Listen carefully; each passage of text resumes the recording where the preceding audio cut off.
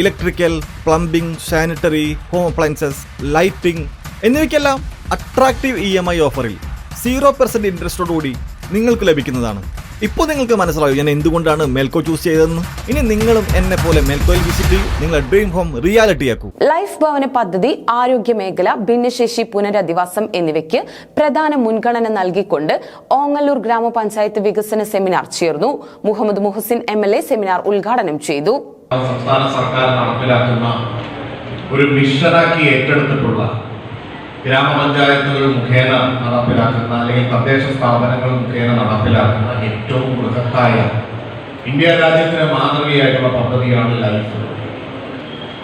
ആ ലൈഫ് പദ്ധതിയിൽ 300 വീടുകളാണ് ഈ ഓരോ പഞ്ചായത്തിൽ മാത്രം ഗ്രാമപഞ്ചായത്തിന്റെ നേതൃത്വത്തിൽ നിർമ്മാണം പുരോഗമിക്കുന്നത്. ബാക്കിയുള്ള വീടുകൾ കൂടി ഈ മാസം പ്രഖ്യാപിക്കുമെന്നാണ് ഗ്രാമപഞ്ചായത്ത് പറഞ്ഞിട്ടുള്ളത്. ഭവനരഹിതരായിട്ടുള്ള ഒരു കേരളം സ്വപ്നം കാണുന്ന നമുക്ക് ആ സർക്കാരിന്റെ ലക്ഷ്യം ഏറ്റെടുത്തുകൊണ്ട് വളരെ ജനകീയമായിക്കൊണ്ട് മുന്നോട്ട് പോകുന്ന ഓങ്ങല്ലൂർ പഞ്ചായത്തിലെ വീടില്ലാത്ത ആളുകൾക്ക് പരമാവധി വീട് ലഭ്യമാക്കാനുള്ള പ്രവർത്തനങ്ങൾ നടത്തുന്നതിൽ മാതൃകയാണ് എന്ന് ഞാൻ പറയാൻ ആഗ്രഹിക്കുന്നു. കരട് പദ്ധതി രേഖയുടെ പ്രകാശനവും ചടങ്ങിൽ MLA നിർവഹിച്ചു. ഓങ്ങല്ലൂർ സർവീസ് സഹകരണ ബാങ്ക് സെമിനാർ ഹാളിലായിരുന്നു സെമിനാർ സംഘടിപ്പിച്ചത്. 2025-26 വാർഷിക പദ്ധതിയിലെ കരട് പദ്ധതി രേഖയുമായി ബന്ധപ്പെട്ട അന്തിമ കരട് പദ്ധതി രേഖ തയ്യാറാക്കുന്നതിന്റെ ഭാഗമായായിരുന്നു വികസന സെമിനാർ.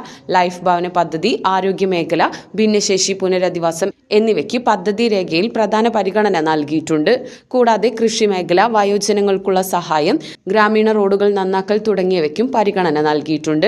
അന്തിമ കരട് പദ്ധതി രേഖ ഉടൻ തയ്യാറാക്കും. സെമിനാറിൽ ഗ്രാമപഞ്ചായത്ത് പ്രസിഡന്റ് രതി ഗോപാലകൃഷ്ണൻ അധ്യക്ഷയായി. വൈസ് പ്രസിഡന്റ് TP രജീഷ് പദ്ധതി അവതരണം നടത്തി.